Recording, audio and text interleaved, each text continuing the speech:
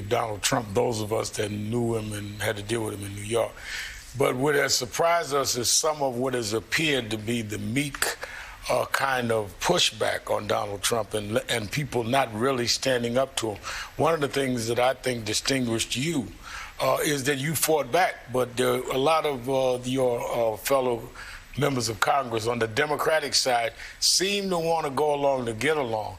Don't you think that this is a definitive moment that this January 6th committee has to demand if these people do not comply, they must face the full weight of the law? The American people will not know that we have not lost our democracy unless people are not above the law. We can't have a bipartisan conversation with people saying, I'm not going to respect your subpoena. Reverend, you're absolutely right. And on the Select Committee, we are of one mind. Anyone who does not comply, we will refer for criminal prosecution. And there needs to be accountability. It really is essential for us to bring our democracy back from the brink, that we once again have a rule of law that applies equally to everyone. But one of the things that terrifies me about the upcoming midterms is we need to make sure that the party in power believes in the rule of law.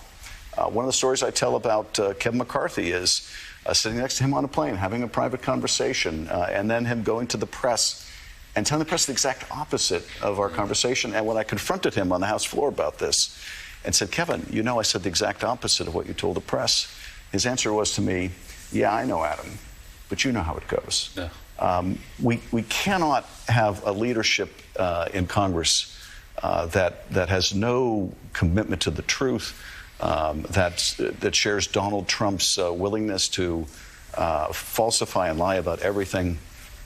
And so this is what puts us at peril. I think of all the damage that Donald Trump did to our democracy, the most corrosive was this relentless attack on the truth.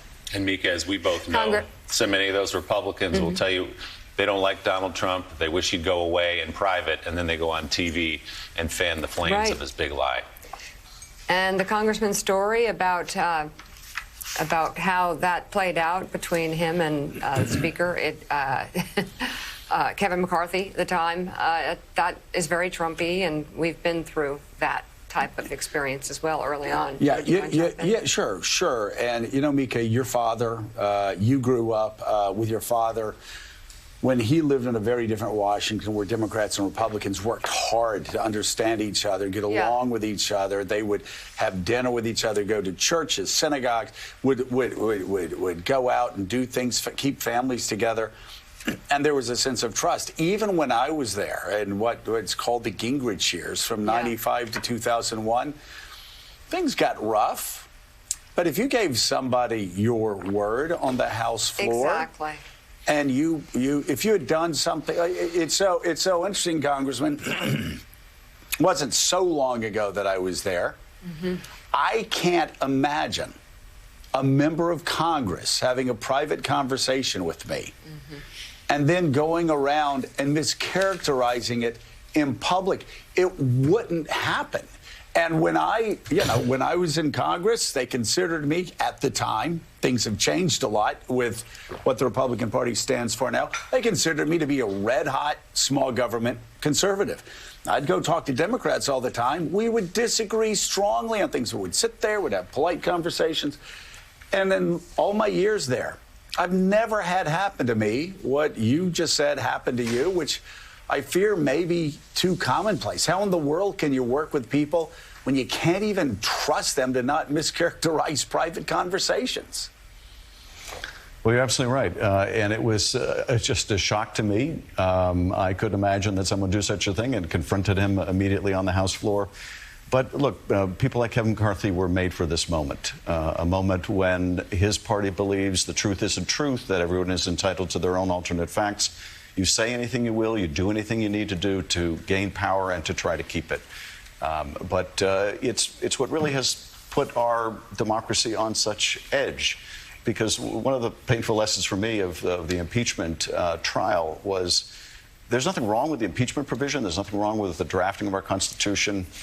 We don't need to change the threshold for impeachment or anything like that. But if those provisions aren't animated by people who believe in right and wrong, who tell the truth, who try to understand the spirit in which those provisions were written, then none of it works. But at the same time, again, we can all give into despair here, but we don't have that luxury. At the same time, when I listened to Mitt Romney explain why he was voting to convict and was willing to suffer all the anger and fury of his party, that he was a deeply religious man and he had children and grandchildren to answer to, I saw, there are people of virtue who justify the faith our founders had, that we don't have to be ruled by a despot, that we can control our own destiny.